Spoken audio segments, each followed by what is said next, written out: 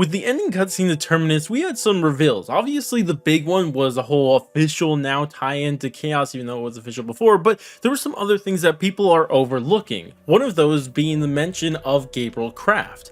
Now, this guy isn't too surprising to return because he was a character in Vanguard Zombies, which is also Dark Aether's story, but we'll get more to him in a little bit because he's kind of more important to the separate thing that's worth talking about. And what that other thing worth talking about is a mention of this group called the French Syndicate.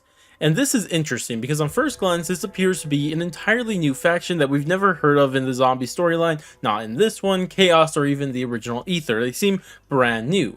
All we know about them is what we learned in this map, and we did learn a little bit. We heard that they were ran by a guy named Franco, and that also Ravnov is for some reason working for him, but then we also did learn through the conversational quotes, which, by the way, if you guys haven't checked out the conversational quotes I've uploaded on my channel, they'll be linked on screen right now, definitely worth a watch. But through that, we've also learned that both Maya and her brother Nathan worked with them, but when Nathan started poking and prodding too much at what they were doing, they of course tried to have him disappeared, and that's how he ended up on the island Terminus, and of course ended up at that science experiment that he ended up being. And that's all great information to have, but really ever since I first heard the mention of this French Syndicate, it kept reminding me of something, but I couldn't really figure out what.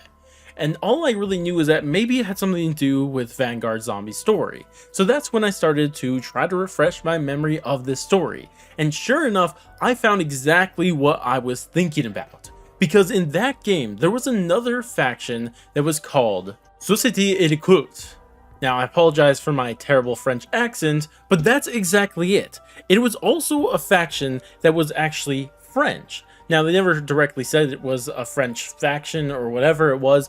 We just know it was French because the wording is literally French. And what it actually translates to is occult society. Now, of course, it's not enough to say that they're the same organization or have some connections because they're both French, even though that's completely fair in my mind. But we're not going to say that. But there are some reasons to believe that they may at least have some ties together.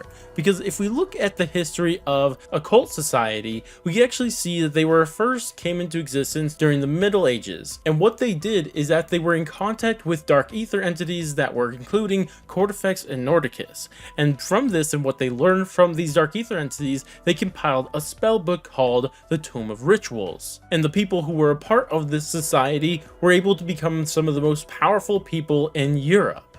And this was going on for a while, but eventually things didn't turn out well for them because sometime in the 1920s, something happened. It was never clear what exactly happened, but something happened, and the society kind of fell apart, and the Tome of Rituals, the spell book that they used to get so as powerful as they did, was torn apart into pieces and was sent off with different former members of the society to go hide somewhere across the globe.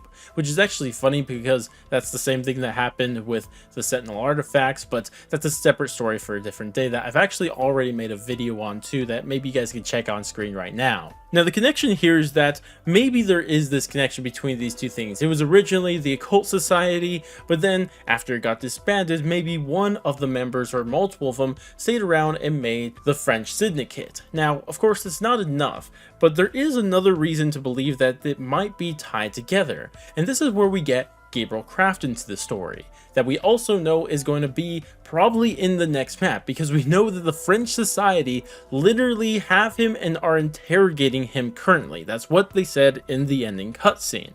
But the thing is that Gabriel Krafft's story isn't one that we have actually seen for a lot of the other Dark Aether characters. He's not just some sort of scientist. No, instead what he is actually a demonologist. He studied the occult. That was his whole thing. And his story actually happens during the 1940s, of course, during World War II.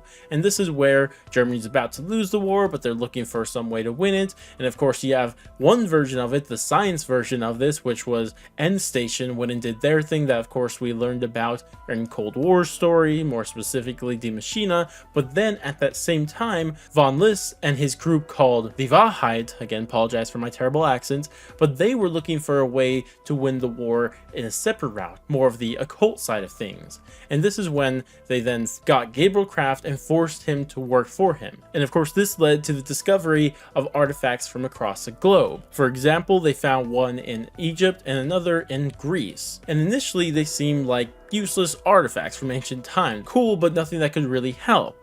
But then eventually, for some reason, Kortifex awoken through one of the artifacts and gave Von List some of his powers. And Gabriel Krafft, seeing what happened, knew he had to do something, and this of course is when he grabbed the other 4 artifacts and locked himself in a room, sealing it off with some rune magic, and then with the help of us and those artifacts that are tied to other Dark Ether entities, we fought against Von List and Kortifex in order to stop his plans. And that's a short story of Gabriel Krafft. There's definitely more to it, but that's all you need to know for now.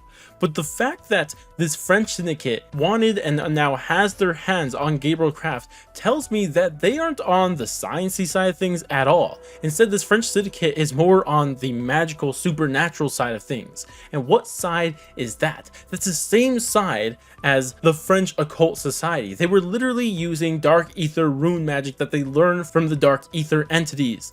That's literally what's happening here. And it just makes sense, because if you look at what we're going to be dealing with in the next map that's probably going to take place in Avalon, we already know we're going to be going after the Sentinel artifact, which is already not on the science side of things. So to me, it just makes sense that this French society isn't on the science side of things, and instead on the occult, the magical side of things. And if that's the case, that's another reason that is tied closer together with this occult society more than anything else. Now again, I only have 3 major things of evidence tying these 2 societies together, and they're all circumstantial. And honestly, even if they are tied together, they're not going to be the same organization. Like I said, it's probably going to be some spin-off version, or one or a couple of the people from the previous organization that put this together. But regardless though, it's still interesting nonetheless to see exactly what they're going to be doing. Because we already know that Gabriel Krafft did know a little bit about what was happening during the Chaos story, because he knew about Alistair Rhodes. And now that it seems like everybody is going to be having their focus on a Sentinel artifact, it's going to get very, very interesting. But regardless, that's all I really wanted to talk about here. This story is very, very crazy. It's combining everything, and I'm just here for the chaos that this all ensues. But regardless though, that's going to wrap it up for me. But I recommend you guys dropping a like and especially subscribing, because I'm going to be making another video relatively soon about DLC 1, because everything I've talked about so far, both this and the mention of chaos, are really building up to be something that a map that at least we know is going to be the location of Avalon.